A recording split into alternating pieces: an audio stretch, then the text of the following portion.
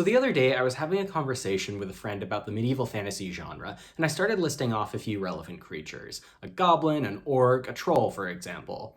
And then my friend asked me, what the hell is an orc? It took me a moment to realize that this fictional being isn't a component of the fantasy lexicon the same way the others are, or at least it didn't quite come to fruition the same way. See, the term orc was almost entirely created and popularized by J.R.R. Tolkien. In fact, it was such obscure terminology that Tolkien included in the preface to The Hobbit a note that his use of the word should not be confused with orca or killer whale. This word was so ingrained in my vocabulary that I thought nothing of its historical distinction from goblin or troll, primarily because one of the first fantasy worlds I was ever exposed to was Middle-earth. But for someone who had never consumed any Lord of the Rings adjacent material, it immediately sticks out. And that, I think, is one of the key differences we need to consider when talking about Tolkien's work in the same breath as any other fantasy novel, game, or film. And while a White Walker or a rodent of unusual size is immediately identifiable as ubiquitous to Game of Thrones or The Princess Bride, respectively, Tolkien's original creations have become a blueprint of tropes that other fantasy worlds owe their genre-specific shorthand to. Now, it's a given that Tolkien's world is one of the most influential in the genre. While his original creations, like orcs, have become staples of fantasy villainry across World of Warcraft, Magic the Gathering, and basically any contemporary fantasy novel, even long-standing mythological creatures are beholden to his specific interpretations. Elves are now thought of as wise, tall beings that live long lives, and dwarves are thought of as stout, bearded figures that have a penchant for mining. And these characteristics are, in part, a result of Tolkien's influence. Now, if I'm tasked with analyzing this influence, doesn't it feel kind of easy to pick those kind of categories? I mean, don't get me wrong, there's plenty of new insights to be had, but that's precisely my point. It's fruit that's ripe for picking. What if we take the opposite approach? What if we look at something so vain and corporate and soulless that it would be really hard to parse any sort of meaning at all? Could we come up with something critical to say about it?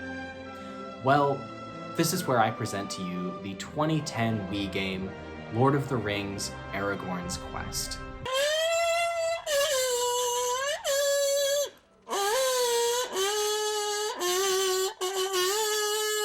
After Warner Bros. Interactive Entertainment, the parent company of WB Games, acquired the rights to make games based on Peter Jackson's film trilogy from Electronic Arts in 2009, WB instructed to get a product out on shelves in time for Christmas 2010. This came with a further mandate that the game should be more accessible to general audiences. As in the years prior, EA's Middle-earth output had been primarily tactics and strategy games rather than action-adventure, catering more towards an older audience that might prefer something a little more StarCraft than Fable. See, during the early days of the 7th generation of consoles, that being the Nintendo Wii, Sony's PlayStation 3, and Microsoft's Xbox 360, family-friendly games supported by motion controls were all the rage. The Wii Remote in particular drove this innovation, while PlayStation Move and Microsoft's Kinect were competitor responses and replications of Nintendo's new technology. When looking at the final game, it's clear that the integration of motion controls and general art style of the game takes a lot of influence from The Legend of Zelda, as its two entries on the Wii, Twilight Princess and Skyward Sword, highlight the possibilities for merging a family-oriented fantasy world with motion controls. But enough about the history of the game. What exactly is Aragorn's Quest, and how can we attempt to put it in critical conversation with its source material? Well, in a very literal sense, Aragorn's Quest is a third-person action-adventure game in which the player controls Aragorn throughout fairly simplified versions of the events of The Lord of the Rings, using the Wii Remote to control Aragorn's sword while fighting enemies. The diegesis, or the in-universe narrative, remember that term for later, introduces these sequences of gameplay through a series of flashbacks because, well, this game isn't actually about Aragorn. It's about Sam telling his children what happened during the Third Age with Aragorn. So you're not so much playing as Aragorn as you are playing a version of him as retold by Sam. Now, from the perspective of meeting Warner Bros.' demands, this is a pretty smart way to handle the source material. Making events you play through a simplified children's retelling within the universe of the game gives an actual reason for the game's simplicity. Of course events are truncated and combat is simplified. This is not just a story for your kids, it's a story for Sam's kids. Now, while this framing does give credence to the family-friendly nature of the game, This doesn't seem to help the overall reception. The Guardian's middling review of the game states that it feels almost disrespectful that Tolkien's rich and evocative mythology should be reduced to collecting Gandalf tokens and boulderizing one of the 20th century's greatest mythologies. And that's the sentiment I want to explore today. Does it really strip down and ruin one of the greatest mythologies ever? And if it does, is that even really a fair criticism? See, that's the thing about that mythology, is it's just that, a mythology. Even in the form of Tolkien's original books, we don't know that that's not a boulderized version of an even grander, more complex narrative. And what do I mean by that? Well, let's revisit that term diegesis I talked about earlier and talk about how Tolkien plays with it. So the easiest way to understand what I'm going to explain is by starting with one reference point, and that's Middle-earth.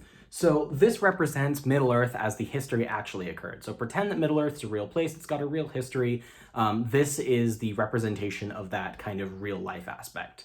Now, the thing to note is that The Lord of the Rings, the book that Tolkien wrote, is a diegetic text. It's something that's supposed to exist within the world of the story. And that itself is adapted from what we call the Red Book. Now, the Red Book is what Frodo wrote down after getting back from his journey through the Third Age. So Middle-earth gets adapted into the Red Book, and then the Red Book gets adapted into Lord of the Rings as we actually know it. So from there, we get our fourth layer of adaptation, which is the Peter Jackson movies. Now, these are the movies that came out between 2001 and 2003. I've seen them, you've probably seen them. That's probably why you're here in the first place. Now, then we get to our fifth layer of adaptation, which is the game itself, Aragorn's Quest. Now, this is strictly an adaptation of the Peter Jackson movies. Sean Astin reprises his role to voice Sam in this. All the characters are based off of their movie representations, so this is very clearly another layer of adaptation. Now, from there, we get Sam actually telling the story to the kids. And if you really, really want to get particular with it, the first level of the game is actually not Sam recalling it, it's the kids playing out a version of the siege on the Black Gate on the playground. So we already have some branching off here where we have two separate sixth layers of adaptations. And from there, everything else gets more convoluted because guess what? Out of all of these variations, you're gonna start getting infinite numbers of adaptations because of the nature of video games. When you play a game, every person plays it a little bit differently. That's the power of video games as a medium. That's what makes it distinct, is that level of interactivity. Every save file that's ever created might defeat the cave troll with a bow, might defeat it with a sword, and you might defeat it in 45 seconds, or you might defeat it in 46 seconds. The point is that your ability to actively manipulate the artwork through gameplay is what makes video games their own medium. So what I'm trying to say is that there are hypothetically an infinite number of separate adaptations of the story based on how you play the game. Every variation creates a new adaptation, down to how many Gandalf tokens you collect. So this notion of a reductive adaptation that's offensive to the established canon sort of falls apart when you consider the diegetic source material as something that's entirely impermeable. We don't know that Tolkien's book is an account of the Third Age as it happened. All we know is that it's a translation of what Frodo wrote down. And Tolkien's work might be a reductive version of that true history. In fact, I'd argue it has to be, because as long as 1,008 pages is for the entire trilogy, it's not enough space to capture everything that happened. Of course it isn't. We'd be there with an infinite library of pages. And there may be an even grander version of the mythology that The Guardian treats with such reverence, and if that's the case, what's the point in criticizing an adaptation that might leave something out? In fact, I'd argue that all of these different iterations of Middle-earth that came after Tolkien actually follow in his footsteps instead of trampling over them. Because the canon that is The Lord of the Rings was pretty fluid from the get-go. The second edition of The Hobbit, which we'll branch off by creating over here the Hobbit movies, and then off of Lord of the Rings, the Hobbit text, we'll call that Hobbit 1 for first edition. Hobbit 1 was actually revised to rewrite Riddles in the Dark to give motivation for Gollum to actually hate the Bagginses and explain why the ring is actually the Ring of Power. So Tolkien was already rewriting this world before any of this came along. And Tolkien explains this by considering that new versions of the riddles in the dark to be the true version of what happened that Bilbo actually told Gandalf in private that he didn't include in the Red Book in the first place. So, from its conception, Middle-earth has been a process of revisions, retroactive continuity, and selective omissions, and it's digging into those hidden details that makes this world so much fun in the first place. So, Aragorn's quest might not be the best Lord of the Rings game out there, but that doesn't make it a worthwhile one or necessarily an unsuccessful one.